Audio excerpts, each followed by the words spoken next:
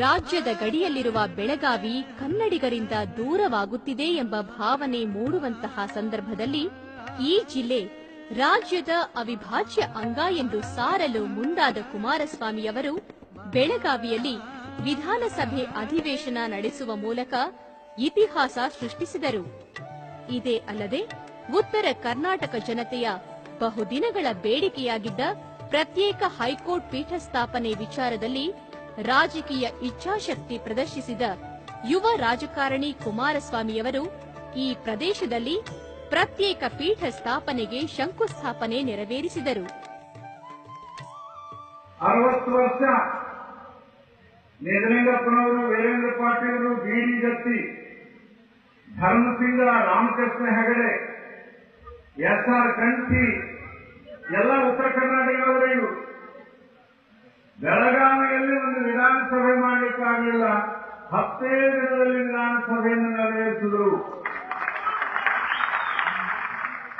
ಅಷ್ಟೇ ಅಲ್ಲ, 230 ಕೋಟಿ ರೂಪಾಯಿಯ ವಿಧಾನಸಭಾ ಕಟ್ಟಡದ ಅಡಿಗಲ್ಲಾಯಿತು. ಬೆಳಗಾವಿ ಕರ್ನಾಟಕದ 2ನೇ ರಾಜಧಾನಿ ಆಯಿತು. ಎಂದೂ ಉತ್ತರ ಕರ್ನಾಟಕದಲ್ಲಿ ಮರಿಬಾರದು. ಶಿಕ್ಷಣದಿಂದ ಮಾತ್ರ ಯುವ ಪೀಳಿಗೆಯ ಅಭಿವೃದ್ಧಿ ಸಾಧ್ಯ ಎಂದು ನಂಬಿದ್ದ ಕುಮಾರಸ್ವಾಮಿಯವರು ತಮ್ಮ 20 ತಿಂಗಳ ಅಧಿಕಾರಾವಧಿಯಲ್ಲಿ ಶಿಕ್ಷಣ ಕ್ಷೇತ್ರಕ್ಕೆ ನೀಡಿದ ದಾಖಲೆ ಸೌಲಭ್ಯ ಮತ್ತು ಹೊಸ ಶಾಲಾ ಕಾಲೇಜುಗಳ ಸ್ಥಾಪನೆ ಕಳೆದ 60 ವರ್ಷಗಳ ಕಾಲ ಆಡಳಿತ ನಡೆಸಿದ ಹಿಂದಿನ ಸರ್ಕಾರಗಳ ಸಾಧನೆಯನ್ನು ಮೀರಿದ್ದಾಗಿತ್ತು. 716 ಪ್ರಾಥಮಿಕ ಶಾಲೆಗಳು, 1000 ಪ್ರೌಢಶಾಲೆಗಳು, 500 ಪದವಿ ಪೂರ್ವ ಕಾಲೇಜುಗಳು, 184 ಪದವಿ ಕಾಲೇಜುಗಳ ಸ್ಥಾಪನೆ, 7 ಎಂಜಿನಿಯರಿಂಗ್ ಕಾಲೇಜುಗಳು ಮತ್ತು 6 ಸರ್ಕಾರಿ ವೈದ್ಯಕೀಯ ಕಾಲೇಜುಗಳ ಚಾಲನೆ. 60 ವರ್ಷದಲ್ಲಿ 164 ಕಾಲೇಜು. ನಾವು 18 ತಿಂಗಳಲ್ಲೇ 184 ಕಾಲೇಜು ಕೊಟ್ಟಿದ್ದೀವಿ. ಇದು ಯಾವ ರೀತಿಯಲ್ಲಿ ನಾವು ಶಿಕ್ಷಣಕ್ಕೆ ಆದ್ಯತೆ ಕೊಟ್ಟಿದ್ದೇವೆ ಗಮನಿಸಬೇಕು. ಗ್ರಾಮಾಂತರ ಪ್ರದೇಶದ ವಿದ್ಯಾರ್ಥಿನಿಯರಿಗೆ ಸೈಕಲ್ ವಿತರಣೆಯ ಮೂಲಕ ಆತ್ಮವಿಶ್ವಾಸ ಹೆಚ್ಚಿಸಿದ್ದು ಸೇರಿದಂತೆ 1195 ಹಳ್ಳಿಗಳಿಗೆ ಹೊಸ ರೂಪ ನೀಡಲು 1400 ಕೋಟಿ ರೂಪಾಯಿ ಮೀಸಲು, ಭಾಗ್ಯಲಕ್ಷ್ಮಿ ಯೋಜನೆಗೆ 234 ಕೋಟಿ ರೂಪಾಯಿ ವಿನಿಯೋಗ. ಇದರಿಂದ 1,75,000ಕ್ಕೂ ಅಧಿಕ ಫಲಾನುಭವಿ ಮಹಿಳೆಯರಿಗಾಗಿ ಉದ್ಯೋಗಿನಿ, ಆಸರೆ, ಅಮೃತ ಯೋಜನೆಗಳು ಮತ್ತು ಸ್ತ್ರೀ ಶಕ್ತಿ ಗುಂಪುಗಳಿಗೆ 4% ಬಡ್ಡಿ ದರದಲ್ಲಿ ಸಾಲ. ಎಸ್ಸಿ ಎಸ್ಟಿ ವರ್ಗದವರಿಗೆ 350 ವಿದ್ಯಾರ್ಥಿ ನಿಲಯಗಳು, 350 ಹೊಸ ಮುರಾರ್ಜಿ ವಸತಿ ಶಾಲೆಗಳ ಸ್ಥಾಪನೆ.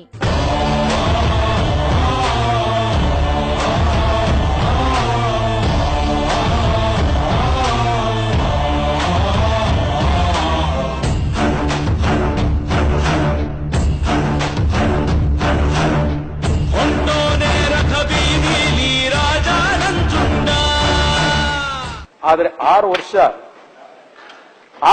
ನನಗೆ ಯಾವ ಸರ್ಕಾರ ನನಗೆ ಅದು ಬೇಕಿಲ್ಲ, ಯಾರು ತಪ್ಪು ಬೇಕಿಲ್ಲ.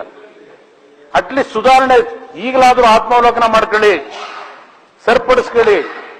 ಈ ರಾಜ್ಯ ಸರಿಪಡಿಸಿ, ಉಳಿಸಿ. ಅಮಾಯಕರ ಸಾವು ಕಾರಣಕರ್ತರ ಆಗಬೇಡಿ. ಇದು ನಾವು ರಾಜಕೀಯ ದುರ್ಬಳಕೆ ಮಾಡ್ಕೊತೀವಿ ಅಂತಕ್ಕಂಥ ಭಾವನೆ ನಿಮ್ಮಲ್ಲಿ ಇಟ್ಕೋಬೇಡಿ.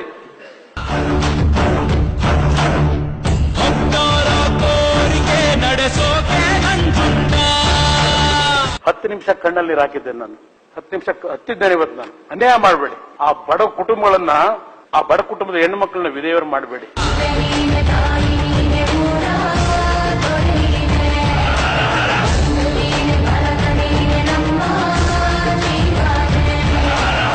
ಇದು ದೊಡ್ಡ ವ್ಯವಸ್ಥಿತ ಸಂಚಿದೆ. ಆ ಜೂಜಾಟದ್ದು, ಅಕ್ರಮ ಮರಳು ಸಾಗಾಣಿಕೆ, ಕ್ರಿಕೆಟ್ ಬೆಟ್ಟಿಂಗ್ ದಂಧೆ, 60 ಲಕ್ಷದ್ದು 70 ಲಕ್ಷದ್ದು ಬೆಟ್ಟಿಂಗ್ ದಂಧೆನಲ್ಲಿ ದುಡ್ಡು ಕೊಡದೆ ಹೋದಾಗ ಹೋಗಿ ಆ ಅಮಾಯಕ ಅವನೇನಾದ್ರು ಕ್ರಿಮಿನಲ್ ಆಗಿದ್ರೆ ಆ ಡಿವೈಎಸ್ಪಿ ಇದಕ್ಕೆ ಬಲಿ ಆಗ್ತಿರ್ಲಿಲ್ಲ. ಅವನ ಅಮಾಯಕ ಅವನು.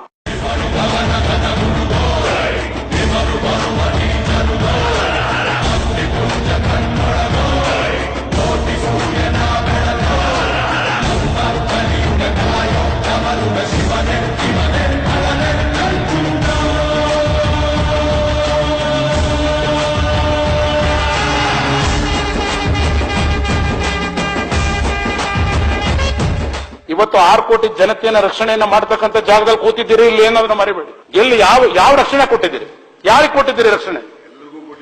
ಎಲ್ಲಿ ಕೊಟ್ಟಿದ್ದೀರಿ? ಹೋಗ್ರಿ ಇವತ್ತು ಹೋಗಿ ಅಲ್ಲಿ ಬೆಳಗಾವಿಗೆ ನಿಮ್ ಡಿಸಿ, ನಿಮ್ ಜಿಲ್ಲಾ ಡಿಸಿಗೆ ನೀವು ರಕ್ಷಣೆ ಕೊಡ್ಲಿಕ್ಕೆ ಆಗದೆ ಇರ್ತಕ್ಕಂಥ ಮುಖ್ಯಮಂತ್ರಿ ನೀವು.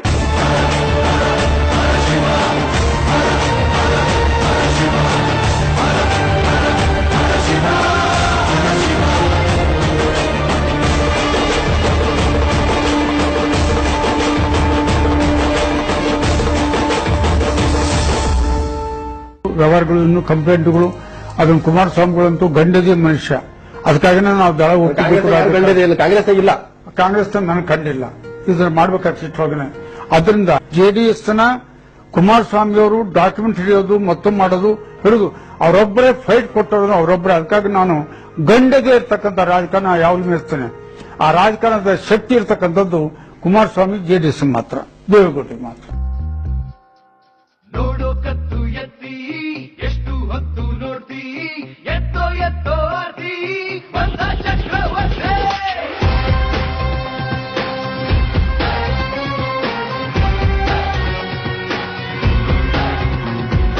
ಊರಿಗೆಲ್ಲ ಭೀತಿ, ಹಚ್ಚೋದುವನ ಖ್ಯಾತಿ, ಇವನೇ ಬೇರೆ ರೀತಿ ಬಂದ ಚಕ್ರವರ್ತಿ.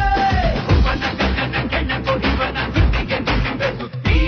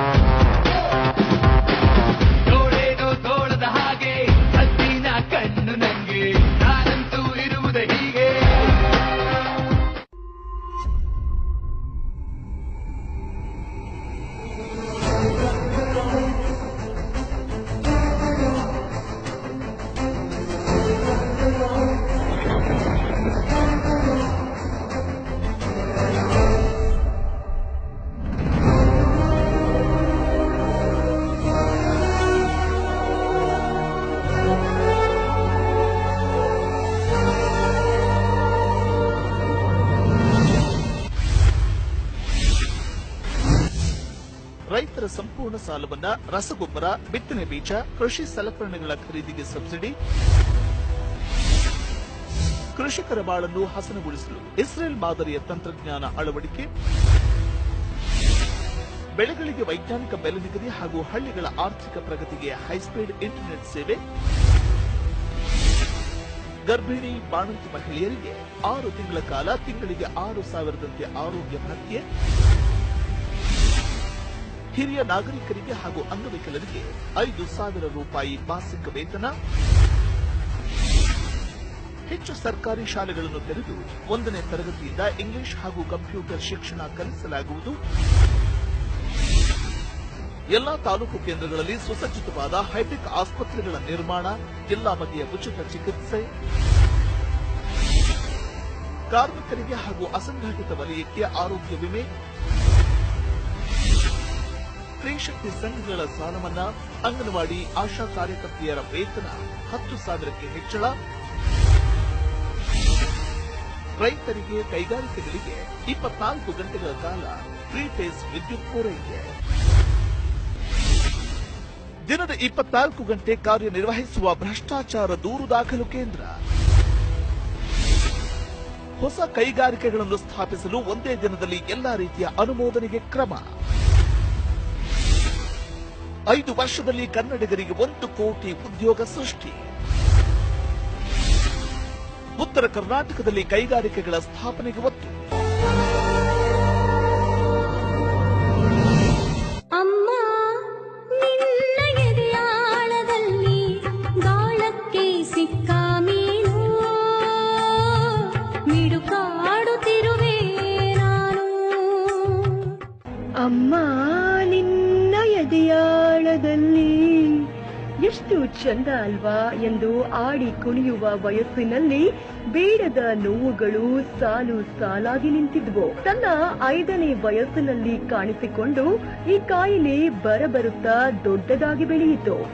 ತನ್ನ 10ನೇ ವಯಸ್ಸಿಗೆ ಆಪರೇಷನ್ ಮಾಡಿಸಿಕೊಂಡ ಆ ಹುಡುಗಿ ಇನ್ನು ನಾನು ಎಲ್ಲರಂತೆ ಆಡಿ ಕುಣಿಯಬಹುದು ಎಂದು ಆಸೆ ಪಟ್ಲು.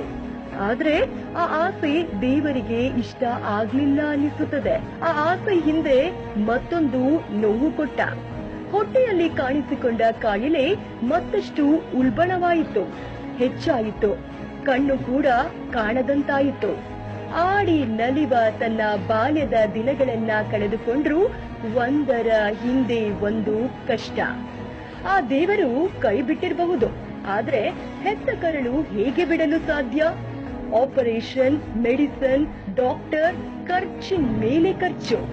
ಛಲ ಬಿಡದೆ ಬದುಕಲು ಹಂಬಲಿಸುತ್ತಿದ್ದ ಆ ಮನಸ್ಸಿನ ಕೂಗು ಕಡೆಗೂ ಆ ದೇವರಿಗೆ ತಲುಪಿತು.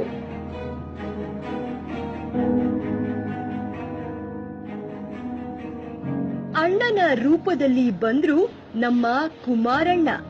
ಬನ್ನಿ ಅವರ ಮಾತುಗಳಲ್ಲೇ ಕೇಳೋಣ. ನನ್ನ ಮಗಳ ಬಗ್ಗೆಯಲ್ಲಿ ನಾವು ತುಂಬಾ ಕಷ್ಟಪಟ್ಟಿದ್ದೇವೆ.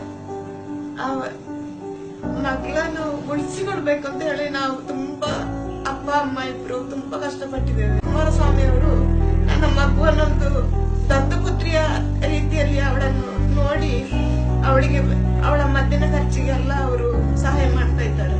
2012ಕ್ಕೆ ಕುಮಾರಸ್ವಾಮಿ ಅವರು ಸುಳ್ಯಕ್ಕೆ ಬಂದಿದ್ರು. ಸುಳ್ಯಕ್ಕೆ ಬಂದಾಗ ನನ್ನ ಬಗ್ಗೆ ಎಂ ವಿ ಸದಾಶಿವ ಅಂಕಲ್ ಅವರು ಕುಮಾರಸ್ವಾಮಿ ಅವರಿಗೆ ಹೇಳಿದ್ರು. ಒಂದು ವಿಷಯ ಎಲ್ರಿಗೂ ಈ ವಿಷಯವನ್ನ ನಾನು ಎಲ್ರಿಗೂ ಹೇಳ್ಬೇಕು. ಏನಂತ ಕುಮಾರಸ್ವಾಮಿ ಅಂಕಲ್ ಬಗ್ಗೆ ಏನಂತ ಹೇಳಿದ್ರೆ, ಅವರು ನನ್ನನ್ನು ಯಾವ ಪಕ್ಷ ಅಂತ ಕೇಳಲಿಲ್ಲ, ಯಾವ ಜಾತಿ ಅಂತಾನೂ ಕೇಳಲಿಲ್ಲ. ಏನು ಸಮಸ್ಯೆ ಆಗಿದೆ ಅಂತ ಕೇಳಿದ್ದಾರೆ ಹೊರತು ಬಿಟ್ರೆ ನಿನ್ನ ಟ್ರೀಟ್ಮೆಂಟ್ ಇದೆ, ಏನ್ ಬಿಲ್ ಇದೆ, ಅದು ಕೊಡು, ಇದು ಕೊಡು, ಪ್ರೂಫ್ಸ್ ಕೊಡು ಅಂತ ಏನೋ ಒಂದು ಕೇಳದೆ ಬರೀ ಎಂ ವಿ ಸದಾಶಿವ ಅಂಕಲ್ ಬಾಯಿ ಮಾತನ್ನು ಕೇಳಿ ಅವರು ನನಗಾಗ್ಲೇ ಅನೌನ್ಸ್ ಮಾಡಿದ್ರು 1 ಲಕ್ಷವನ್ನು ಸಹಾಯವಾಗಿ ನಾನು ಕೊಡ್ತಾ ಇದ್ದೇನೆ ಟ್ರೀಟ್ಮೆಂಟ್ಗೆ ಅಂತ. ಒಂದು ವಾರದಲ್ಲಿ ನನಗೆ 80,000 ರೂಪಾಯಿಯನ್ನು ಕಳಿಸ್ಕೊಟ್ಟಿದ್ರು ಅಂಕಲ್. ನನಗೆ ಕಳಿಸ್ಕೊಟ್ಟು ನಾನು ಅದನ್ನು ತಗೊಂಡೆ. ದಿನ ಟ್ರೀಟ್ಮೆಂಟಿಗೂ ನಂಗೆ ತುಂಬಾ ಉಪಯೋಗ ಆಗಿದೆ. ಆ ದುಡ್ಡು ಅಷ್ಟು ದೊಡ್ಡ ಅಮೌಂಟ್ ನನ್ನ 1 ತಿಂಗಳಿನ ಚಿಕಿತ್ಸೆ ತುಂಬಾ ಪಪ್ಪನ್ಗೆ ಒಂದು ಟೈಮ್ ಕೊಟ್ಟಂಗಾಯ್ತು. ಯಾಕೆಂತ ಹೇಳಿದ್ರೆ ನಮ್ಗೆ ಅವಕಾಶಗಳು ಬೇಕು. ಯಾಕಂದ್ರೆ ಒಂದೇ ಸತಿ ಸಾಲ ಮಾಡಿ ಸುಮಾರು ಸಾಲ ಮಾಡಿದ್ದಾರೆ ನನ್ನ ಪಪ್ಪ. ಅದ್ರಲ್ಲಿ ಇವ್ರು ಕೊಟ್ಟಾಗ ನಮ್ಗೆಲ್ಲ ಸ್ವಲ್ಪ ಸಮಾಧಾನ. ಯಾಕಂದ್ರೆ ನಮ್ ಟ್ರೀಟ್ಮೆಂಟಿಗೆ ಇಷ್ಟು ಹೆಲ್ಪ್ ಆಯ್ತಲ್ಲ. ಈ ಕುಮಾರಸ್ವಾಮಿ ಅವರು ಇಷ್ಟು ಹೆಲ್ಪ್ ಮಾಡಿ ನನ್ನ ಜೀವನಕ್ಕೆ ತುಂಬಾ ಹೆಲ್ಪ್ ಮಾಡಿದ್ದಾರೆ. ಎಷ್ಟು ಹೆಲ್ಪ್ ಮಾಡಿದ್ದಾರೆ ಅಂತ ಅದನ್ನ ಹೇಳಲಿಕ್ಕೆ ಈ ತರ ಸಣ್ಣ ಅದನ್ನ ಇಷ್ಟು ದೊಡ್ಡ ವಿಷಯವನ್ನು ಸಣ್ಣ ಮಾತಲ್ಲಿ ನಾನು ಹೇಗೆ ಹೇಳ್ಬೇಕು ಅಂತ ನನಗೆ ಗೊತ್ತಾಗ್ತಾ ಇಲ್ಲ. ತುಂಬಾ ಅಂದ್ರೆ ಅದು ಅವರು ನನಗೆ ಫೋನ್ ನಲ್ಲಿ ಅಲೋ ಪುಟ್ಟಿ ಹೇಗಿದ್ಯಾ ಅಂತ ಕೇಳುವಾಗಲೇ ನನಗೆ ಒಂಥರ ಎಷ್ಟೊಂದು ಖುಷಿ. ಅಯ್ಯೋ ಅಂಕಲ್ ನನ್ಗೆ ಫೋನ್ ಮಾಡಿ ಹೇಗಿದ್ಯಾ ಅಂತ ವಿಚಾರಿಸ್ತಾ ಇದಾರಲ್ಲ ಅಂತ ಹುಷಾರಾದೆ ನಾನು. ಅಂತದ್ರಲ್ಲಿ ಕುಮಾರಸ್ವಾಮಿ ಅಂಕಲ್ ನಮ್ಗೆ ಫೋನ್ ಮಾಡಿದ ಕೂಡ ರಿಯಾಕ್ಟ್ ಮಾಡಿ ನನಗೆ ಮೊನ್ನೆ 40,000 ಕಳಿಸ್ಕೊಟ್ಟಿದ್ದಾರೆ. 40,000 ರೂಪಾಯಿ ಟ್ರೀಟ್ಮೆಂಟ್ ತಗೊಳ್ತಾ ಇದ್ದೀನಿ. ನಾನು ಈಗ ಬಂದು ಈ ತರ ಕೂತ್ಕೊಂಡು ಮಾತಾಡ್ತಿದ್ದೀನಿ ಅಂತ ಹೇಳಿದ್ರೆ ಅದಕ್ಕೆ ಕುಮಾರಸ್ವಾಮಿ ಅಂಕಲೇ ಕಾರಣ.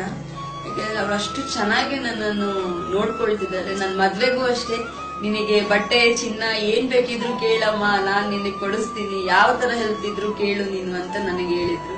ಅವ್ರು ನನಗೆ ಆರೋಗ್ಯಕ್ಕೆ ಹೆಲ್ಪ್ ಮಾಡ್ತಾ ಇರುವಂತ ದೊಡ್ಡತನ ನನ್ನಲ್ಲಿ ಅವರು ಹೆಲ್ಪ್ ಮಾಡ್ತಾ ಇರುವ ಒಂದು ನನ್ನ ಹತ್ರ ಇತ್ತು. ನಾನು ಇಲ್ಲ ಅಂಕಲ್ ನನ್ಗೆ ಅದೇನು ಬೇಡ, ನನ್ನ ಹೆಲ್ತಿಗೆ ನೀವು ನನ್ಗೆ ಹೆಲ್ಪ್ ಮಾಡ್ತಿದ್ದೀರಲ್ಲ ಅದೇ ನನಗೆ ಸಾಕು ಅಂತ ಹೇಳಿದೆ. ನಾನು ಇವತ್ ನಾನು ಅವ್ರನ್ನ ಮೀಟ್ ಆಗ್ಬೇಕು ಅಂತ ತುಂಬಾ ಆಸೆಯಲ್ಲಿ ಬಂದಿದ್ದೀನಿ. ಒಂದು ಖುಷಿನೂ ಇದೆ. ನಾನು ಇವತ್ತು ಕುಮಾರಸ್ವಾಮಿ ಅಂಕಲ್ ಅನ್ನು ಮೀಟ್ ಆಗಿ ಅವ್ರಿಗೆ ಒಂದು ಥ್ಯಾಂಕ್ಸ್ ಹೇಳ್ಬೇಕು. ಯಾರ ಜೀವನದಲ್ಲೂ ತಂದೆ ತಾಯಿಯ ಸ್ಥಾನವನ್ನ ತುಂಬಲು ಸಾಧ್ಯವಿಲ್ಲ, ಆದ್ರೆ ಅಣ್ಣನ ಸ್ಥಾನವನ್ನ ತುಂಬಲು ನಮ್ಮ ಕುಮಾರಣ್ಣನಿಂದ ಮಾತ್ರ ಸಾಧ್ಯ. ಹೌದು, ನಿನ್ನ ಆರೋಗ್ಯ ತುಂಬಾ ಸುಧಾರಣೆ ಆಗಿದೆ ಅಂತ ಕೇಳ್ಕೊಂಡೆ. ನಿನ್ನ ಆರೋಗ್ಯಕ್ಕೆ ಶ್ರೀ ಕುಮಾರಸ್ವಾಮಿ ಅವರು ಮತ್ತೆ ಧರ್ಮಸ್ಥಳದ ಅಧಿಕಾರಿಗಳಿಂದ ದೊರಕಿದಂತಹ ಧನ ಸಹಾಯನೇ ಕಾರಣ ಆಗಿದೆ. ನಿಮಗೆ ದೇವರ ಆರೋಗ್ಯ ಐಶ್ವರ್ಯ ಕೊಡಲಿ. ಹಾಗೆ ಮಾನ್ಯ ಎಚ್ ಡಿ ಕುಮಾರಸ್ವಾಮಿ ಅವರಿಗೆ ತುಂಬ ಹೃದಯದ ಧನ್ಯವಾದಗಳನ್ನು ಹೇಳೋದು. ಸುಳ್ಯದಲ್ಲಿ ಚಾಂದಿನಿ ಎಂಬ ಬಾಲಕಿ ಬಾಲ್ಯದಿಂದಲೇ ಸಂಕಷ್ಟದಿಂದಲೇ ಬೆಳೆದವಳು. ಅನೇಕ ಅನಾರೋಗ್ಯ ಅವಳನ್ನು ಕಾಡಿತ್ತು. ಆದರೆ ಪ್ರತಿಭಾವಂತಳಾದ ಇವಳು ಅನೇಕ ಸಮಸ್ಯೆಗಳಿದ್ದರೂ ಸಹ ತನ್ನ ಪ್ರತಿಭೆಯಿಂದ ಎಲ್ಲರಿಗೂ ಪರಿಚಿತರಾಗಿದ್ದಳು. ಮುದ್ದಾದ ಚಾಂದಿನಿಗೆ ಅನಾರೋಗ್ಯ ಕಾಡಿದ ಸಂದರ್ಭದಲ್ಲಿ ಕುಮಾರಣ್ಣ ಸುಳ್ಯಕ್ಕೆ ಭೇಟಿ ನೀಡಿದ್ದರು. ಅವರ ಗಮನಕ್ಕೆ ಈ ವಿಚಾರ ಬಂದಾಗ ತಕ್ಷಣ ಸ್ಪಂದಿಸಿದ ಕುಮಾರಣ್ಣ, ಬೆಂಗಳೂರಿಗೆ ಬನ್ನಿ ಅಣ್ಣ, ಅಲ್ಲಿ ನಿಮ್ಮ ಚಾಂದಿನಿಗೆ ಆರೋಗ್ಯದ ವಿಚಾರದಲ್ಲಿ ಸಹಾಯ ಮಾಡ್ತೇನೆ ಅಂದಿದ್ದರು. ಅಲ್ಲಿಗೆ ಹೋದಾಗ ನನಗೆ ಆಶ್ಚರ್ಯ ಕಾದಿತ್ತು. ಅವರ ಕಿಸೆಯಲ್ಲಿದ್ದ ಸುಮಾರು 80,000 ರೂಪಾಯಿಗಳನ್ನು ತಕ್ಷಣ ಕೊಟ್ಟು ಇದನ್ನು ಚಾಂದಿನಿಗೆ ತಲುಪಿಸಿ ಎಂದರು. ಅಲ್ಲಿಂದ ನಂತರ ಚಾಂದಿನಿ ಆರೋಗ್ಯವನ್ನು ಸುಧಾರಿಸಿಕೊಂಡು ತನ್ನ ವೃತ್ತಿಯಲ್ಲಿ ಸೇರಿಕೊಂಡು ಪ್ರತಿಭೆಯನ್ನು ಮೆರೆಯಲಿಕ್ಕೆ ಪ್ರಾರಂಭ ಮಾಡಿದ್ದು. ಅವಳ ಆರೋಗ್ಯವನ್ನು ಆಗಾಗ ಕುಮಾರಣ್ಣ ದೂರವಾಣಿ ಮೂಲಕ ವಿಚಾರಿಸುತ್ತಿದ್ದರು. ಎಂಥ ಮಾನವೀಯತೆಯ ಒಬ್ಬ ಕರುಣಾಳು ಕುಮಾರಣ್ಣ ಅನ್ನೋದಕ್ಕೆ ಇದೇ ನಿದರ್ಶನ. ವಿವಾಹದ ಬಳಿಕ ಅವಳ ಅನಾರೋಗ್ಯ ಮತ್ತೆ ಕಾಡತೊಡಗಿತು. ಇದನ್ನು ತಿಳಿದ ಕುಮಾರಣ್ಣ ನಮ್ಮನ್ನು ಬರಹೇಳಿ ಸುಮಾರು 40,000 ರೂಪಾಯಿಯನ್ನು ನಮ್ಮ ಕೈಯಲ್ಲಿ ಕೊಟ್ಟು ಚಾಂದಿನಿಗೆ ತಲುಪಿಸಿ ಎಂದರು. ಇಂತಹ ಮರುಕ ಮತ್ತು ಪ್ರೇಮಕ್ಕೆ ತೆರೆದ ಹೃದಯ ಈ ಕರ್ನಾಟಕದ ಸಾಮ್ರಾಜ್ಯನಾಗಬೇಕು ಅನ್ನುವುದು ನಮ್ಮೆಲ್ಲರ ಆಶಯ. ಯಾವುದೇ ಜಾತಿ, ಧರ್ಮ, ಪಕ್ಷವನ್ನ ಲೆಕ್ಕಿಸದೆ ವಿಶ್ವ ಮಾನವ ಆಗು ಎಂಬ ಕುವೆಂಪು ಅವರ ಹಾದಿಯಲ್ಲಿ ನಡೆಯುತ್ತಿರುವ ನಮ್ಮ ನಿಮ್ಮ ಜನನಾಯಕ ನಮ್ಮ ಕುಮಾರಣ್ಣ. ಬನ್ನಿ ಅವರನ್ನ ಉಳಿಸಿಕೊಳ್ಳೋಣ. ವೃದ್ಧರು ತಮ್ಮ ನೋವನ್ನು ನೇರವಾಗಿ ತೋಡಿಕೊಳ್ಳಲು ಅನುಕೂಲವಾಗುವಂತೆ ಅಧಿಕಾರಶಾಹಿ ವಿಳಂಬ ನೀತಿಯನ್ನು ಹತ್ತಿಕ್ಕಲು ರೂಪಿಸಿದ ಮಹತ್ವಪೂರ್ಣ ಚಿಂತನೆಯೇ ಜನತಾ ದರ್ಶನ. ಈ ಚಿಂತನೆಯನ್ನು ಸಮರ್ಪಕವಾಗಿ ಕಾರ್ಯರೂಪಕ್ಕೆ ತಂದ ಕುಮಾರಸ್ವಾಮಿಯವರು ಸಾರ್ವಜನಿಕರ ಸಮಸ್ಯೆಗಳಿಗೆ ಸ್ಥಳದಲ್ಲಿಯೇ ಪರಿಹಾರ ರೂಪಿಸುವ ಮೂಲಕ ನಿಜ ಜನನಾಯಕ ಎನಿಸಿಕೊಂಡಿದ್ದಾರೆ. ಜನತಾ ದರ್ಶನದಲ್ಲಿ ಬಂದ 20 ಲಕ್ಷಕ್ಕೂ ಅಧಿಕ ಅರ್ಜಿಗಳಲ್ಲಿ 70% ಅರ್ಜಿಗಳಿಗೆ ಪರಿಹಾರ. ಹೀಗೆ ಕುಮಾರಸ್ವಾಮಿಯವರು ಹಗಲು ರಾತ್ರಿ ಎಂಬ ಪರಿವೇ ಇಲ್ಲದೆ 18 ಗಂಟೆಗಳ ಕಾಲ ಸತತ ಜನತಾ ದರ್ಶನ ನಡೆಸಿದ ಉದಾಹರಣೆಗಳಿವೆ. ಆರಂಭದಲ್ಲಿ ವಾರದಲ್ಲಿ 1 ದಿನ ಎಂಬಂತೆ ಆರಂಭವಾದ ಜನತಾ ದರ್ಶನ ನಂತರ ಕುಮಾರಸ್ವಾಮಿಯವರ ಸುತ್ತಮುತ್ತ ಪ್ರತಿದಿನ ಪ್ರತಿಕ್ಷಣ ಜನತಾ ದರ್ಶನದಂತಹ ವಾತಾವರಣವೇ ನಿರ್ಮಾಣವಾಗುತ್ತಿತ್ತು. ಜನತಾ ದರ್ಶನದಲ್ಲಿ ಕುಮಾರಸ್ವಾಮಿಯವರು ಸಾರ್ವಜನಿಕರೊಂದಿಗೆ ಬೆರೆಯುತ್ತಿದ್ದ ಪರಿ, ಅವರ ಸರಳತೆ, ಸ್ಥಳದಲ್ಲಿಯೇ ಸ್ಪಂದಿಸುತ್ತಿದ್ದ ಶೈಲಿ, ಸಂತೈಸುತ್ತಿದ್ದ ಬಗೆಯಿಂದ ಅವರ ಹೃದಯವಂತಿಕೆ ಮತ್ತು ವಿಶಾಲ ಮನೋಭಾವದ ಅರಿವಾಗುತ್ತದೆ.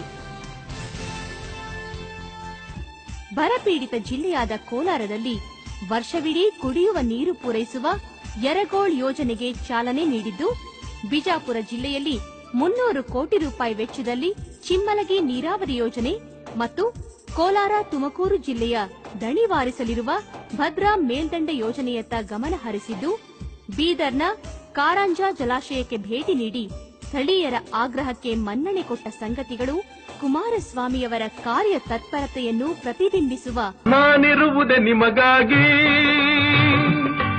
ನಾನಿರುವುದೇ ನಿಮಗಾಗಿ, ನಾಡಿರುವುದು ನಮಗಾಗಿ. ಕಣ್ಣೀರೇಕೆ ಬಿಸಿಯುತ್ತಿರೇಕೆ, ಕಣ್ಣೀರೇಕೆ ಬಿಸಿಯುತ್ತಿರೇಕೆ, ಬಾಳುವಿರೆಲ್ಲ ಹಾಯಾಗಿ, ಬಾಳುವಿರೆಲ್ಲ ಹಾಯಾಗಿ. ನಾನಿರುವುದೇ ನಿಮಗಾಗಿ. ಮೊದಲು ಈ ರೈತರ ಬಾಕಿ ಏನಿದೆ ಆ ಬಾಕಿ ಹಣ ಬಿಡುಗಡೆ ಮಾಡತಕ್ಕಂಥದ್ದಕ್ಕೆ ಸರ್ಕಾರದಿಂದ ಇವತ್ತೇ ಆದೇಶ ಮಾಡಿ. ನೀವು ಸಾಲ ಮಾಡಿದ್ದೇವೆ ಅಂತ ಹೇಳಿ ಆತ್ಮಹತ್ಯೆಗೆ ಶರಣಾಗ್ತಕ್ಕಂಥದ್ದಕ್ಕೆ ಹೋಗಬೇಡಿ. ಇವತ್ತೆಲ್ಲ ನಾಳೆ ನಿಮ್ಮ ಸಾಲಗಳನ್ನ ತೀರಿಸ್ತಕ್ಕಂಥ ಒಂದು ಜವಾಬ್ದಾರಿ ನಿರ್ವಹಿಸ್ತಕ್ಕಂಥ ಸರ್ಕಾರ ಬರುತ್ತೆ. ಒಂದೇ ನಾಡಿನ ಮಕ್ಕಳು ನಾವು, ಸೋದರರಂತೆ ನಾವೆಲ್ಲ. ಒಂದೇ ನಾಡಿನ ಮಕ್ಕಳು ನಾವು, ಸೋದರರಂತೆ ನಾವೆಲ್ಲ. ನಿಮ್ಮೊಡನಿಂದು ನಾನು ನೊಂದು, ನಿಮ್ಮೊಡನಿಂದು ನಾನು ನೊಂದು, ಹಿಡಿದ ಕಂಬನಿ ಯಾರಿಲ್ಲ. ಭರವಸೆ ನೀಡುವೆ ಎಂದು ನಾ ನಿಮ್ಮೊಡನಿರುವೆನು ಎಂದು, ಭರವಸೆ ನೀಡುವೆ ಎಂದು ನಾ ನಿಮ್ಮೊಡನಿರುವೆನು ಎಂದು. ತಾಯಿಯ ಆಣೆ ನಿಮ್ಮನ್ನು ಕಾಡುವ ವೈರಿಯ ಉಳಿಸಲ್ಲ. ನಾನಿರುವುದೇ ನಿಮಗಾಗಿ, ನಾನಿರುವುದೇ ನಿಮಗಾಗಿ, ನಾಡಿರುವುದು ನಮಗಾಗಿ. ಕಣ್ಣೀರೇಕೆ ಬಿಸಿಯುತ್ತಿರೇಕೆ, ಕಣ್ಣೀರೇಕೆ ಬಿಸಿಯುಸಿರೇಕೆ ಬಾಳುವಿರೆಲ್ಲ ಹಾಯಾಗಿ ಬಾಳುವಿರೆಲ್ಲ ಹಾಯಾಗಿ ನಾನಿರುವುದೇ ನಿಮಗಾಗಿ. ಅವತ್ತು ಸಮ್ಮಿಶ್ರ ಸರ್ಕಾರದಲ್ಲಿ ನಾನು ವೈಯಕ್ತಿಕವಾಗಿ ತೆಗೆದುಕೊಂಡಂತ ನಿರ್ಧಾರ ನನಗೆ ಯಾರು ಹೇಳಿಕೊಟ್ಟಿದ್ದಲ್ಲ. ನನ್ನ ರೈತ ಅವತ್ತು ಕಂಗಾಲಾಗ್ತಾ ಇದ್ದಾನೆ ಅಂತ ಹೇಳಿ 238 ಕೋಟಿ ರೂಪಾಯಿಗಳನ್ನು ಬಿಡುಗಡೆ ಮಾಡಿ ಹೆಕ್ಟರ್ಗೆ 25,000 ರೂಪಾಯಿಗಳನ್ನ ಯಾವ ರೈತರ ಕಬ್ಬನ್ನು ಮಾರಾಟ ಮಾಡಲಿಕ್ಕಾಗಲಿಲ್ಲ. ಅವತ್ತು ಕೊಟ್ಟಂತ ಒಂದು ಧೈರ್ಯವನ್ನು ಅವತ್ತೇ ನಡೆಸಿದ್ದೇನೆ, ಮುಖ್ಯಮಂತ್ರಿಯಾಗಿ ಮಾಡಿದ್ದೇನೆ ತೀರ್ಮಾನ.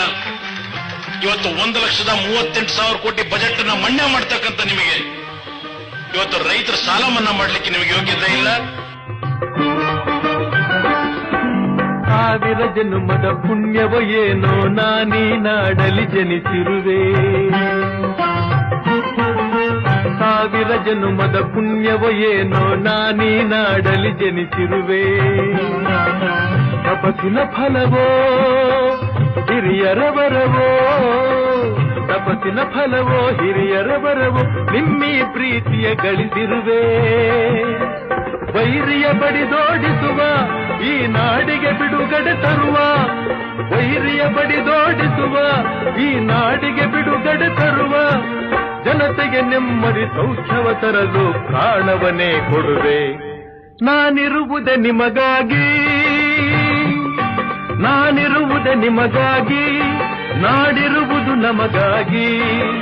ಕಣ್ಣೀರೇಕೆ ಬಿಸಿಯುಸಿರೇಕೆ, ಕಣ್ಣೀರೇಕೆ ಬಿಸಿಯುಸಿರೇಕೆ ಬಾಳುವಿರೆಲ್ಲ ಹಾಯಾಗಿ ಬಾಳುವಿರೆಲ್ಲ ಹಾಯಾಗಿ. ನಾನಿರುವುದೇ ನಿಮಗಾಗಿ.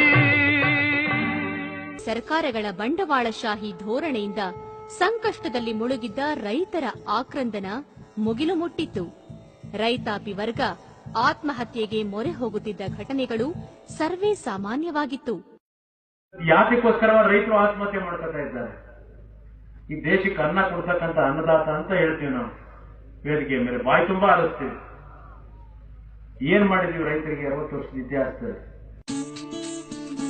ಗ್ರಾಮಾಂತರ ಪ್ರದೇಶ, ಅದರಲ್ಲೂ ರೈತಾಪಿ ವರ್ಗದ ಪರ ಅಪಾರ ಕಾಳಜಿ ಹೊಂದಿದ್ದ ಕುಮಾರಸ್ವಾಮಿಯವರ ಸರ್ಕಾರವು ರೈತ ಸಮೂಹದ ಏಳಿಗೆಗೆ ಕಾಯ ವಾಚ ಮನಸ್ಸಾ ಶ್ರಮಿಸಿ ರೈತರ ಆತ್ಮವಿಶ್ವಾಸ ಹೆಚ್ಚಿಸುವ ಸಲುವಾಗಿ ರೈತರೊಂದಿಗೆ ನಡೆಸಿದ ಸಂವಾದ ಕಾರ್ಯಕ್ರಮ ರೈತರ ಕಷ್ಟ ಕಾರ್ಪಣ್ಯಗಳ ಬಗ್ಗೆ ಅರಿಯುವ ಪ್ರಾಮಾಣಿಕ ಪ್ರಯತ್ನ. ಇದು ರೈತರಲ್ಲಿ ಸರ್ಕಾರ ತಮ್ಮೊಂದಿಗಿದೆ ಎಂಬ ಭಾವನೆಯನ್ನು ಮೂಡಿಸಿತು. ಕೇವಲ ಸಂವಾದದಿಂದ ಮಾತ್ರ ಸಮಸ್ಯೆ ಪರಿಹಾರ ಆಗದು ಎಂಬ ಅರಿವಿದ್ದ ಕುಮಾರಸ್ವಾಮಿಯವರು ಸಾಲ ಮನ್ನಾದಂತಹ ಯೋಜನೆಯ ಜಾರಿಗೆ ಚಿಂತಿಸಿದರು. ಇದಕ್ಕೆ ಮಿತ್ರ ಪಕ್ಷಗಳ ತೀವ್ರ ವಿರೋಧ ವ್ಯಕ್ತವಾಯಿತು.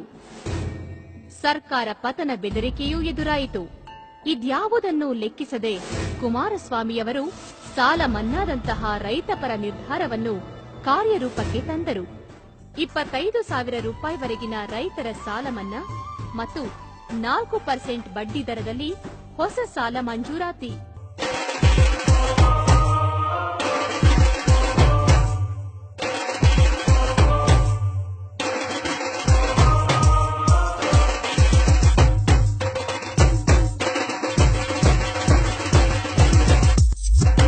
ಕೆಚ್ಚೆದೆಯ ವೀರ ಕರುನಾಡಾಯಿ ಕುವರ, ರೈತರ ಬೆನ್ನೆಲುಬು ಆ ಬಡವರ ಮನೆ ಬೆಳಕು. ಈ ಯುಗಕ್ಕೆ ಈ ಯುಗಕ್ಕೆ ಈ ಯುಗಕ್ಕೆ ಯುವ ಕರ್ಣ, ನಮ್ಮೆಲ್ಲರಿಗೂ ಅಣ್ಣ ಕುಮಾರಣ್ಣ ಕುಮಾರಣ್ಣ ಕುಮಾರಣ್ಣ ಕುಮಾರಣ್ಣ.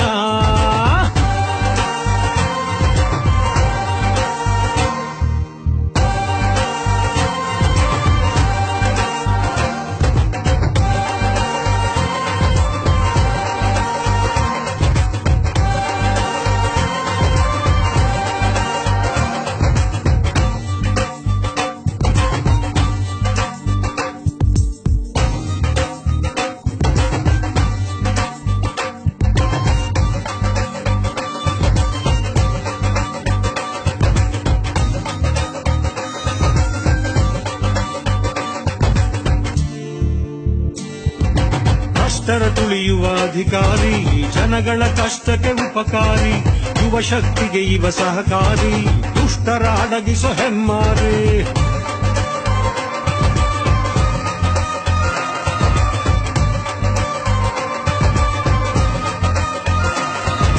ಜಾತ್ಯತೀತ ದಳ ಕಟ್ಟಿ ನೀತಿಯ ಸಾರಿದ ಈ ಜಟ್ಟಿ, ಅಭಿಮಾನಿಗಳು ಬಲು ಜಾಸ್ತಿ, ಆ ಜನಗಳ ಪ್ರೀತಿಯೇ ಇವರಾಸ್ತಿ.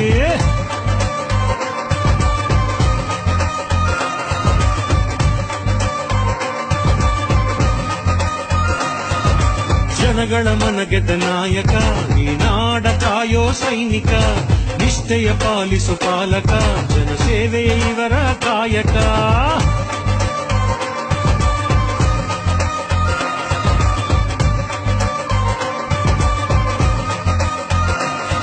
ಅಣ್ಣ ಅಣ್ಣ ನೀವು ಗೆಲ್ತಿರಣ್ಣ, ನಿಮ್ಮ ಬೆಂಬಲಕ್ಕೆ ನಾವೆಲ್ಲ ಇರ್ತೀವಣ್ಣ.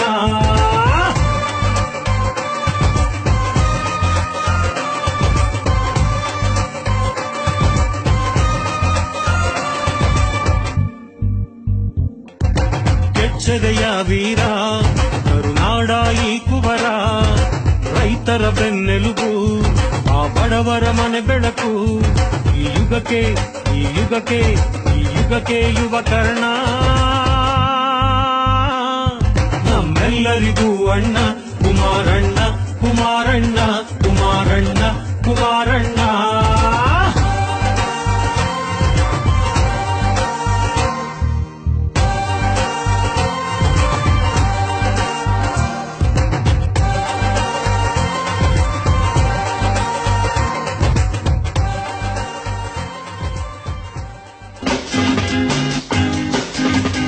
ಇನ್ನೆಷ್ಟು ಆತ್ಮಹತ್ಯೆಗಳು ಬೇಕು ಸರ್ಕಾರಕ್ಕೆ ಅನ್ನುವಂಥದ್ದು. ನೀವು ನಿಮ್ಮ ಸಾಲಗಳನ್ನು ತೀರಿಸಲಿಕ್ಕಾಗದೆ ಆತ್ಮಹತ್ಯೆ ಶರಣಾಗಿ ನಿಮ್ಮ ಕುಟುಂಬಗಳನ್ನ ಅನಾಥರನ್ನು ಮಾಡಬೇಡಿ.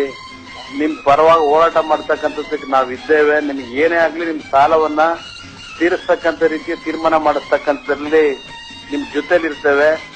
ಮತ್ತೆ ಈಗ ಕುಮಾರಸ್ವಾಮಿ ಅವರು ನಮ್ಮ ಜೊತೆಗೆ ಸಂಪರ್ಕದಲ್ಲಿದ್ದಾರೆ. ಕುಮಾರಸ್ವಾಮಿ, ನೀವು ಹೇಳ್ತಾ ಇದ್ರಿ ಕೇಂದ್ರ ಸರ್ಕಾರ ಇವರು ಯೋಗ್ಯತೆಗೆ ಮಾನ ಮರ್ಯಾದೆ ಇಲ್ಲದೆ ಇರ್ತಕ್ಕಂಥ ಸರ್ಕಾರಗಳಿವು. ಒಂದು ನಯಾ ಪೈಸಾ ನಮ್ಮ ರಾಜ್ಯದ ನೀರಾವರಿ ಯೋಜನೆಗಳಿಗೆ ಕೊಡ್ಲಿಲ್ಲ, ಡ್ಯಾಮ್ ಕಟ್ಟಲಿಕ್ಕೆ ಹಣ ಕೊಟ್ಟಿಲ್ಲ. ಹೌದು, ನಮ್ಮ ಹಣದಲ್ಲಿ ಕಟ್ಟಿರ್ತಕ್ಕಂಥ ಡ್ಯಾಮ್ಗಳಿದು. ಯಾರು ಏನು ಮಾಡುವರು, ನನಗೇನು ಕೇಡು ಮಾಡುವರು, ಸತ್ಯದ ಹಾದಿಯಲ್ಲಿರುವಾಗ, ಧರ್ಮವೇ ರಕ್ಷಿಸುತ್ತಿರುವಾಗ, ಈ ನಾಡಿಗೆ ನಾಡೇ ಹಿಂದಿರುವಾಗ, ಕನ್ನಡ ನನ್ನುಸಿರಾಗಿರುವಾಗ, ಯಾರು ಏನು ಮಾಡುವರು, ನನಗೇನು ಕೇಡು ಮಾಡುವರು. ಕುಮಾರಸ್ವಾಮಿ ಅವರು ನಮ್ಮ ಜೊತೆಗೆ ಸಂಪರ್ಕದಲ್ಲಿದ್ದಾರೆ. ಕುಮಾರಸ್ವಾಮಿ, ನೀವು ಹೇಳ್ತಾ ಇದ್ರಿ ಸೊ ಇಂಥದ್ದೊಂದು ಅವಶ್ಯಕತೆ ಇರಲಿಲ್ಲ ಅನ್ನುವಂತಹ ವಿಚಾರವಾಗಿ. ಯಾರು ಕಳೆದ 1 ವರ್ಷದಿಂದ ಸ್ಟ್ರೈಕ್ ಮಾಡ್ತಾ ಇದ್ರು ಶಾಂತಿಯುತವಾಗಿ, ಅಂತವ್ರ ವಿಡಿಯೋ ತಗೊಂಡು ಇವತ್ತು ಅವ್ರನ್ನ ಅಟ್ಯಾಕ್ ಮಾಡ್ಕೊಂಡು ಹೊರಟಿರ್ತಕ್ಕಂಥದ್ದು. ಇಲ್ಲಿ ಶಾಂತಿಯುತವಾಗಿ ಹೋರಾಟ ಮಾಡಿದಂತ ರೈತರ ಕುಟುಂಬಗಳ ಹೆಣ್ಣು ಮಕ್ಕಳನ್ನ ನೀವು ಬೀದಿಗೆ ತಂದು ನಿಲ್ಸೋದಾದ್ರೆ ಈ ಸರ್ಕಾರದ ವಿರುದ್ಧ ದಂಗೆ ಏಳಿಸ್ತಕ್ಕಂಥದ್ದಕ್ಕೆ ನಾನೇ ಇಡ್ತಾ ಹೋಗ್ತೀನಿ. ಅನ್ನವ ತಿನ್ನದೆ ಚಿನ್ನ ತಿನ್ನುವೆಯೇನು, ಹೊನ್ನಿಗೆ ನಿನ್ನನೇ ಮಾರಿಕೊಳ್ಳುವೆಯೇನು, ಮೋಸದ ಹಾದಿಯು ಸುಖವ ತರುವುದೇನು, ಪ್ರೀತಿಯ ಮರೆತರೆ ಶಾಂತಿಗಿರುವುದೇನು, ದಾನವನಾಗದೆ ಮಾನವನಾಗು, ನಗಿಸುತ್ತ ನಗುತ್ತಲಿ ಬಾಳಲಿ ಸಾಗು ಎಂದ ನಾನು ದ್ರೋಹಿ ಏನು, ಯಾರು ಏನು ಮಾಡುವರು, ನನಗೇನು ಕೇಡು ಮಾಡುವರು. ರಾಜ್ಯದಲ್ಲಿ ಹೀಗೊಂದು ಅಕ್ರಮ ನಡೀತಿದೆ ಅಂತ ತುಂಬಾ ಹಿಂದೆ ಮಾಹಿತಿ ಕೊಟ್ಟಿದ್ರು ಮಾಜಿ ಸಿಎಂ ಕುಮಾರಸ್ವಾಮಿ. ಲಾಟರಿ ದಂಧೆ ಒಂದೇ ಅಲ್ಲ, ಇವತ್ತು ಆ ಕ್ರಿಕೆಟ್ ಬೆಟ್ಟಿಂಗ್ IPL ಸರ್ಕಾರ ನಡೆಸೋರಿಗೆ ಪ್ರತಿದಿನ ಆ ಒಂದು ಕೆಳವರ್ಗದ ಜನ ಏನಿದ್ದಾರೆ, ಏನೋ ಒಂದು ರಾತ್ರಿ ಒಂದು 4 ರೂಪಾಯಿ ಸಂಪಾದನೆ ಮಾಡಬಹುದು ಅಂತ ಹೋಗಿ ಮನೆ ಮಟ್ಟ ಕಳ್ಕೊಂಡು ಆತ್ಮಹತ್ಯೆ ಮಾಡ್ಕೊಂಡು ಊರ್ ಬಿಟ್ಟು ಹೋಗಿದ್ದಾರಲ್ಲ. ಬಹುಶಃ ಇಲ್ಲಿ 34-35 ಜನ ಅಧಿಕಾರಿಗಳ ಪಾಲೇನಿದೆ ಈ ದಂಧೆನಲ್ಲಿ. ಸರ್ಕಾರದ್ದೇ ಇದರಲ್ಲಿ ಕೊಳತಿರ್ತಕ್ಕಂಥ ನಾಡಿರೋದು. ಸುಮ್ಮನೆ ಮಾತಲಿ ಕಾಲ ಕಳೆವೆಯೇಗೆ ನಿನ್ನ ಈ ಬಾಳನು ವ್ಯರ್ಥಗೊಳಿಸಲೇಗೆ ತೀರದ ಆಸೆಯು ನಿನ್ನ ಮನಸಲೇಗೆ ಜನಗಳ ಕುಳಿಯುವ ನೀಚ ಬುದ್ಧಿಯೇಗೆ ಎಲ್ಲದು ಕಲೆತು ದ್ವೇಷವ ಮರೆತು ಸೋದರರಂತೆ ದುಡಿಗಿದಿ ಬಂದು ಎಂದ ನಾನು ವೈರಿಯೇನು ಯಾರು ಏನು ಮಾಡುವರು ನನಗೇನು ಕೇಡು ಮಾಡುವರು ಸತ್ಯದ ಹಾದಿಯಲ್ಲಿರುವಾಗ ಧರ್ಮದ ರಕ್ಷಿಸುತ್ತಿರುವಾಗ ಈ ನಾಡಿಗೆ ನಾಡೇ ಹಿಂದಿರುವಾಗ ಕನ್ನಡ ನನ್ನುಸಿರಾಗಿರುವಾಗ ಯಾರು ಏನು ಮಾಡುವರು ನನಗೇನು ಕೇಡು ಮಾಡುವರು. ಕುಮಾರಸ್ವಾಮಿ ಎಂಬ ಹೆಸರಿನವಾದ ನಾನು ಕರ್ನಾಟಕ ರಾಜ್ಯದ ಮುಖ್ಯಮಂತ್ರಿಯಾಗಿ ಭಗವಂತನ ಹೆಸರಿನಲ್ಲಿ ಪ್ರಮಾಣ ಮಾಡುತ್ತೇನೆ.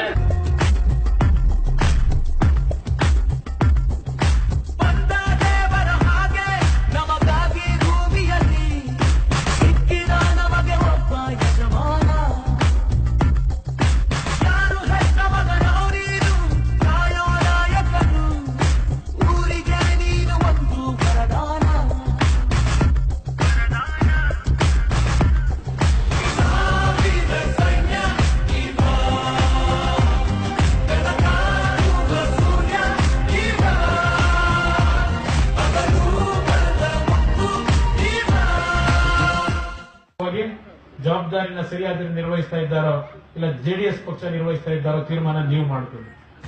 ಜೆಡಿಎಸ್ ನಾಯಕ ಕುಮಾರಸ್ವಾಮಿ ಬಿಜೆಪಿಯೊಂದಿಗಿನ ಮೈತ್ರಿಯಂತಹ ಸಂದರ್ಭದಲ್ಲೂ ಅಲ್ಪಸಂಖ್ಯಾತರ ಕಲ್ಯಾಣಕ್ಕೆ ತೆಗೆದಿರಿಸಿದ್ದು 120 ಕೋಟಿ ರೂಪಾಯಿಗಳು ಅಲ್ಲದೆ ವಕ್ಫ್ ಬೋರ್ಡ್ಗೆ ಪ್ರತಿ ವರ್ಷ ನೀಡಲಾಗುತ್ತಿದ್ದ 13.9 ಕೋಟಿ ರೂಪಾಯಿಗಳೊಂದಿಗೆ ಹೆಚ್ಚುವರಿ 9 ಕೋಟಿ ರೂಪಾಯಿಗಳು ದೊರಕುವಂತೆ ಮಾಡಿದ್ದು ಕುಮಾರಸ್ವಾಮಿಯವರ ಅಲ್ಪಸಂಖ್ಯಾತರ ಬಗೆಗಿನ ಕಾಳಜಿಯನ್ನು ತೋರುತ್ತದೆ. ಪ್ರವಾಹ ಪೀಡಿತ ಪ್ರದೇಶಗಳಿಗೆ ಭೇಟಿ ನೀಡಿದ ಕುಮಾರಸ್ವಾಮಿಯವರು 131 ಹಳ್ಳಿಗಳ ಶಾಶ್ವತ ಸ್ಥಳಾಂತರಕ್ಕೆ 23 ಕೋಟಿ ರೂಪಾಯಿಗಳನ್ನು ಬಿಡುಗಡೆ ಮಾಡಿದ್ದಾರೆ. ಪ್ರಕೃತಿ ವಿಕೋಪದಿಂದ ಹಾನಿಯಾದ ಬೆಳೆಗಳಿಗೆ ಪ್ರಕೃತಿ ವಿಕೋಪ ಮಾರ್ಗದರ್ಶಿಯಲ್ಲಿ ಸೂಚಿಸಿದ ದರಕ್ಕಿಂತ ದುಪ್ಪಟ್ಟು ಪರಿಹಾರ ನೀಡಿ ಮಾನವೀಯತೆ ಮೆರೆದಿದ್ದಾರೆ. ಪಾವಗಡ ಶನಿ ಮಹಾತ್ಮ ದೇವಾಲಯ ಮತ್ತು ಚಾಮರಾಜನಗರಕ್ಕೆ ಭೇಟಿ ನೀಡಿದರೆ ಅಧಿಕಾರ ಹೋಗುತ್ತದೆ ಎಂಬ ಮೂಢನಂಬಿಕೆಗೆ ತಿಲಾಂಜಲಿ ಇಟ್ಟ ಕುಮಾರಸ್ವಾಮಿಯವರು ಈ ಪ್ರದೇಶಗಳಿಗೆ ಭೇಟಿ ನೀಡುವ ಮೂಲಕ ತಾವು ಅಧಿಕಾರಕ್ಕೆ ಅಂಟಿ ಕುಳಿತಿಲ್ಲ ಎಂದು ಸಾರಿ ಹೇಳಿದರು. ಮೊದಲು ಇಲ್ಲಿರ್ತಕ್ಕಂಥ ಈ ಬಡಜನತೆಯ ದೇವರುಗಳಿದ್ದಾರೆ, ಇವ್ರನ್ನ 2 ಹೊತ್ತು ಗೌರವಿತವಾಗಿ ಊಟ ಮಾಡ್ತಕ್ಕಂಥ ಕಾರ್ಯಕ್ರಮ ಕೊಟ್ಬಿಟ್ರೆ ನಿಜವಾದ ದೇವರ ಸೇವೆ ಮಾಡಿದಾಗೆ ಅನ್ನೋದನ್ನ ನಾನು ಹೇಳಿಕ್ಕೆ ಬಯಸ್ತೀನಿ. ಅಧಿಕಾರಕ್ಕಾಗಿ ಸಾರ್ವಜನಿಕರ ಬಳಿಗೆ ತೆರಳುವ ನಾಯಕರು ಸರ್ವೇ ಸಾಮಾನ್ಯ. ಅಂತಹ ರಾಜಕಾರಣಿಗಳ ನಡುವೆ ಅಧಿಕಾರದಲ್ಲಿದ್ದಾಗ ಸಾರ್ವಜನಿಕರ ಬಳಿಗೆ ತೆರಳಿ ಸಮಸ್ಯೆಯನ್ನು ಆಲಿಸುವ ಏಕಮೇವ ನಾಯಕ ಎನಿಸಿಕೊಂಡಿರುವ ಕುಮಾರಸ್ವಾಮಿಯವರನ್ನು ಸಾಧನೆಗಳ ಸರದಾರ ಎಂದರೆ ತಪ್ಪಾಗಲಾರದು.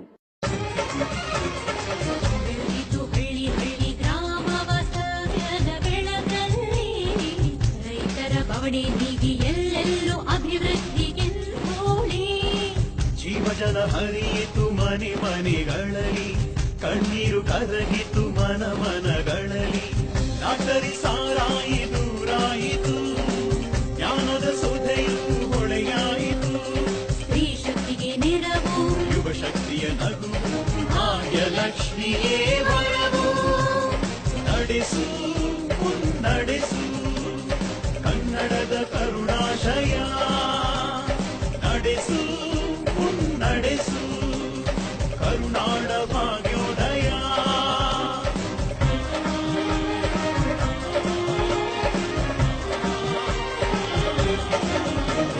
ವಿಕಲಾಂಗರ ಚೇತನ, ವೃದ್ಧರಾಶ ಕಿರಣ, ವಿಕಲಾಂಗರ ಚೇತನ ವೃದ್ಧರಾಶಾ ಕಿರಣ ಅಸಹಾಯಕರಿಗೆ ಜನರ ದರ್ಶನ ಬೆಂಗಳೂರು ಅಸ್ತಿತ್ವ ಯೋಜನೆ ಅಲ್ಪ ಅವಧಿ ಅಧಿಕ ಸಾಧನೆ ನಡೆಸುವ ಈ ರಾಜ್ಯ ನಡೆಸುವ. ಪದೇ ಪದೇ ಎದುರಾಗುತ್ತಿದ್ದ ಅಸ್ಥಿರತೆಯ ನಡುವೆಯೂ ಉತ್ತಮ ಜನೋಪಯೋಗಿ ಕಾರ್ಯಕ್ರಮಗಳ ಮೂಲಕ ಜನಪ್ರಿಯರಾಗುತ್ತಿದ್ದ ಕುಮಾರಸ್ವಾಮಿಯವರ ಜನಪ್ರಿಯತೆಯನ್ನು ಕುಂದಿಸುವ ಕುತಂತ್ರಗಳು ನಡೆಯುತ್ತಲೇ ಇದ್ದವು. ಇಂತಹ ಭಾರೀ ಕುತಂತ್ರವೇ ಅಧಿಕಾರ ಹಸ್ತಾಂತರ ಎಂಬ ರಾಜಕೀಯ ನಾಟಕ. ಅವರ ಮನದಾಳವನ್ನು ಅರ್ಥ ಮಾಡಿಕೊಳ್ಳದ ಮಿತ್ರ ಪಕ್ಷವು ದುಡುಕಿ ಇಟ್ಟ ಹೆಜ್ಜೆಯೇ ಸರ್ಕಾರದ ಪತನಕ್ಕೆ ಕಾರಣವಾಯಿತು. ಇದರಿಂದ ಕುಮಾರಸ್ವಾಮಿಯವರ ಅಭಿವೃದ್ಧಿಪರ ಚಿಂತನೆಗಳು ಮತ್ತು ಯೋಜನೆಗಳು ಅರ್ಧಕ್ಕೆ ನಿಂತಂತಾಗಿದೆ. ಈ ರಾಜ್ಯದ ಜನ ಇವತ್ತು ನೀವು ಅರ್ಥ ಮಾಡ್ಕೋಬೇಕಾಗ್ತದೆ. ಇವತ್ತು ತಮಿಳುನಾಡಿನಲ್ಲಿ ಏನು ಒಂದು ರಾಜಕೀಯ ವ್ಯವಸ್ಥೆ ಇದೆ. ಈ ರಾಷ್ಟ್ರೀಯ ಪಕ್ಷಗಳನ್ನ ಎರಡೂ ಪಕ್ಷಗಳನ್ನು ತಿರಸ್ಕಾರ ಮಾಡಿದ್ದಾರೆ, ಕಾಂಗ್ರೆಸ್ ಮತ್ತೆ ಬಿಜೆಪಿಯನ್ನ. ಆ ಎರಡೂ ರಾಷ್ಟ್ರೀಯ ಪಕ್ಷಗಳನ್ನು ತಿರಸ್ಕಾರ ಮಾಡೋದ್ರ ಮುಖಾಂತರ ಈ ರಾಜ್ಯದಲ್ಲಿ ಒಂದು ಹೊಸ ರಾಜಕೀಯ ಶಕ್ತಿಯನ್ನು ಕೊಡಿ. ಈ ರಾಜ್ಯದಲ್ಲಿ ನೋಡೋಣ ಅದು ಯಾವ ರೀತಿ ನಮ್ಮ ರಾಜ್ಯ ಸರ್ಕಾರಗಳ ಪ್ರಸ್ತಾವನೆಗಳನ್ನು ತಿರಸ್ಕಾರ ಮಾಡುತ್ತಾರೆ. ಪ್ರಾದೇಶಿಕ ಪಕ್ಷಗಳಿಂದ ಮಾತ್ರ ಅಭಿವೃದ್ಧಿ ಸಾಧ್ಯ ಎಂಬ ಸತ್ಯ ಇದೀಗ ಜಗಜ್ಜಾಹಿರ. ಪ್ರಾದೇಶಿಕ ಪಕ್ಷಗಳ ನಿಷ್ಠೆ ಸ್ಥಳೀಯರಿಗೆ ಮಾತ್ರ. ಈ ರಾಜ್ಯದ ಮಹಾಜನತೆ ತೀರ್ಮಾನ ಮಾಡಿ ಇದು ಜಾತಿಯ ಆಧಾರದ ಮೇಲೆ ಈ ರಾಜ್ಯ ಅಭಿವೃದ್ಧಿ ಬರೋದಿಲ್ಲ. ಇದು ಈ ಕರ್ನಾಟಕದ ಜಾತಿ ರಾಜಕಾರಣ ಮರೆಯೋಣ. ಸುವರ್ಣ ಕರ್ನಾಟಕ ಅಂತ ಹೇಳಿ ನೀವು ಕರೀತಾ ಇದ್ದೀರಿ. ಆ ದಿನವನ್ನು ನಾವು ನೋಡ್ತಕ್ಕಂಥದ್ದಕ್ಕೆ ನಾವೆಲ್ಲರೂ ಒಟ್ಟು ಸೇರಿ ಕಾರ್ಯಕರ್ತರಾಗಿ ದುಡಿಯೋಣ ಅಂತ ಕೈ ಮುಗಿದು ನಿಮ್ಮಲ್ಲಿ ಪ್ರಾರ್ಥನೆ ಮಾಡ್ತೀನಿ. ಪ್ರಾದೇಶಿಕ ಪಕ್ಷಕ್ಕೆ ಹೈಕಮಾಂಡ್ ದಿಲ್ಲಿಯಲ್ಲಿ ಕೂರುವುದಿಲ್ಲ. ಎಲ್ಲ ನಿರ್ಧಾರಗಳು ರಾಜ್ಯದಲ್ಲೇ ಆಗುತ್ತವೆ. ಹೀಗಾಗಿ ಪ್ರಾದೇಶಿಕ ಪಕ್ಷಗಳಿಂದ ಸಮಸ್ಯೆಗಳು ಇಲ್ಲೇ ನಿವಾರಣೆಯಾಗುತ್ತವೆ. ಕುಮಾರಸ್ವಾಮಿ ಬಂದು ನೀರು ಮಾಡ್ರು, ಗಟಾರ್ ಮಾಡ್ರು, ರೋಡ್ ಮಾಡ್ರು. ಕುಮಾರಸ್ವಾಮಿ ಅವರು ಬಂದು ಇಲ್ಲಿ ನಮಗೆ 117 ಮನ ಕಟ್ಟಿಸ್ಕೊಟ್ರು. ಸರಿ ಬಂದ್ ಮಾಡ್ರಿ, ಈಗೆಲ್ಲ 2 ಹೊತ್ತು ಊಟ ಮಾಡ್ಕೊಂಡ ಚೆನ್ನಾಗಿದೇವ್ರಿ. ಮತ್ತೆ ಕುಮಾರಸ್ವಾಮಿ ಅವ್ರು ಬಂದು ಮೇಲೊತ್ತ ನಮ್ ಸಾಲ ಮನ್ನಾ ಆತು. ಕುಮಾರಸ್ವಾಮಿ ನಮ್ಗೆಲ್ಲಾ ಸಾಲದಿಂದ ಇದ್ರಿಂದ ಎಲ್ಲಾ ಅನುಕೂಲ ಮಾಡಿ ಕೊಟ್ಟಾರ್ರಿ. ಅಂದಿನ ನಮ್ಮ ಮನ್ಯಾಗ ಎಲ್ಲಾ ಹೆಣ್ಮಕ್ಳ ಎಲ್ಲಾರು ನಾವು ಅಗ್ರಿ ಇತ್ತಲೆ ಸಂತೋಷಲೆ ಜೀವನ ನಡೆಸಿದೇವ್ರಿ. ಬಿಜೆಪಿಗೆ ಅಧಿಕಾರ ಕೊಡ್ಲಿಲ್ಲ ಅಂದ್ರೆ ಅದಕ್ಕೆ ನಮಗೇನು ಸಂಬಂಧ ಇಲ್ಲ. ಇವತ್ತಿನ ಕುಮಾರಣ್ಣರು ಬಾರಿ ನನಗೆ ಅನುಕೂಲ ಮಾಡ್ಯಾರಿ. ಆಗಿನಿಂದ 25 ಜನ ಬಂದ್ರು ಯಾರು ಮಾಡಲಿಲ್ಲ. ಈ ಪುಣ್ಯಾತ್ಮ ಮಾಡಿಕೊಟ್ರು. ಜಾತ್ಯತೀತ ಅನ್ನೋ ಒಂದು ಹೆಸರಿಗೆ ಒಂದು ಅರ್ಥ ತಂದುಕೊಟ್ಟಿದ್ದಾರೆ. ಚಿಕ್ಕ ವಯಸ್ಸಿನಲ್ಲಿ ಕುಮಾರಸ್ವಾಮಿ ಅವರು ಮಾಡಿದಂತ ಸಾಧನೆಗಳು ಇನ್ಯಾವ ಕರ್ನಾಟಕದ ಯಾವುದೇ ಮುಖ್ಯಮಂತ್ರಿಗೂ ಮಾಡಿಲ್ಲ. ಕುಮಾರಸ್ವಾಮಿ ಅವರು ಜನಭ್ರಷ್ಟರು ಇಲ್ಲ, ಬಿಜೆಪಿ ಅವರು ಜನಭ್ರಷ್ಟರು. ರಾಮ ಮಂದಿರ ಕಟ್ತೇವೆ ಹೇಳಿ ಅವ್ರು ಕಟ್ಟಲಿಲ್ಲ. ಮೋಸ ಮಾಡಿ ಜನರನ್ನೆಲ್ಲ ಮರಳು ಮಾಡಿ ಓಡಿಗಿಸ್ಕೊಂಡು ಅಧಿಕಾರ ಬರಕ್ ಪ್ರಯತ್ನ ಮಾಡೋರು. ಅದಕ್ಕೆ ನಾವ್ ಯಾರು ಆಸ್ಪತ್ರೆ ಕೊಡಬಾರ್ದು. ಯಾರು ಅಂತೆ ಮೀಸೆ ಒತ್ತಿರೋನಂತೆ ಮಿನಿಸ್ಟರ್ ಸ್ಥಾಪ ಮೀಸೆ ಒತ್ತಿರೋನು ಯಾರು ಮಾಡಿಸ್ಲಿಲ್ಲ. ಇದೇ ಮಾತು ಹೇಳ್ತೀವಿ ನಾವು. ಅವನ್ ಬಂದಿಲ್ಲ ನಮ್ಗೆ ಒಳ್ಳೇದಾಯ್ತು. ಅವ್ನ್ ನಾವ್ ಏನ್ ಮಾಡ್ಬೇಕು ಅದನ್ನ ಮಾಡಿ ತೀರ್ಸ್ತೀವಪ್ಪ. ನಡೆಸುವ ಈ ರಾಜ್ಯ ನಡೆಸುವ, ಕಷ್ಟಕ್ಕೆ ಮಿಡಿದ ನಾಯಕ ನೀನು, ಕನ್ನಡ ನಾಡಿಗೆ ನೀ ಉದಯವಾಗು. ಕಷ್ಟಕ್ಕೆ ಮಿಡಿದ ನಾಯಕ ನೀನು, ಕನ್ನಡ ನಾಡಿಗೆ ನೀ ಉದಯವಾಗು. ಕಾಲಿಗೆ ಹೂ ಕನ್ನಡ ಕುಮಾರನೆ ನಡೆಸುವ. ರಾಜ್ಯದಲ್ಲಿ ಅಭಿವೃದ್ಧಿಯ ವಸಂತ ಚಿಗುರೊಡೆಯಲು ಕುಮಾರಸ್ವಾಮಿಯವರ ಚೈತನ್ಯ ಅವಶ್ಯ. ಜಾತಿಗಳ ಎಲ್ಲೆ ಮೀರಿ ನಿಂತ ಜಾತ್ಯತೀತವಾದಿ ಜನನಾಯಕ ಕುಮಾರಸ್ವಾಮಿಯವರ ಅತ್ಯಲ್ಪ ಅವಧಿಯ ಸಾಧನೆ ರಾಜ್ಯದ ಇತಿಹಾಸದಲ್ಲಿ ಸುವರ್ಣ ಅಕ್ಷರಗಳಲ್ಲಿ ಬರೆಯುವಂತಹದ್ದು.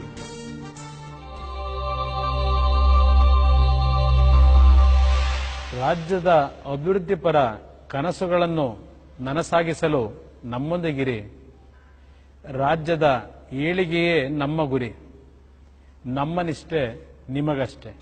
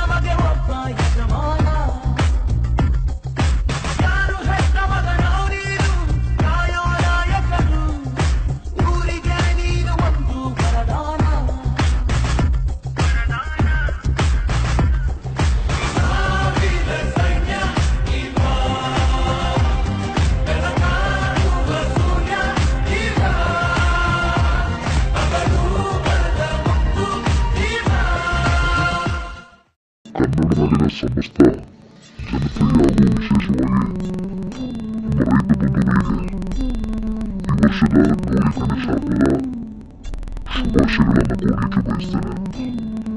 ಜೊತೆಗೆ ಭಗವಂತನ ವಿಶೇಷವಾಗಿ ಗಣೇಶನ ಅನುಗ್ರಹದಿಂದ ಪ್ರತಿ ಕುಟುಂಬಗಳು ಮಾಡ್ತಕ್ಕಂಥ ಅವರ ವಕೀಲರಲ್ಲಿ ಅವರ ಬದುಕಿನಲ್ಲಿ ಯಾವುದೇ ವಿಘ್ನಗಳು ಬರದೆ ಎಲ್ಲರ ಕುಟುಂಬಗಳು ನೆಮ್ಮದಿಯ ಶಾಂತಿಯ ಬದುಕನ್ನ ಒಂದು ಗಣೇಶ ಎಲ್ಲರಿಗೂ ನೀಡಲಿ ಅಂತಕ್ಕಂಥ ಪ್ರಾರ್ಥನೆಯನ್ನು ಭಗವಂತನಿಗೆ ಸಲ್ಲಿಸಿ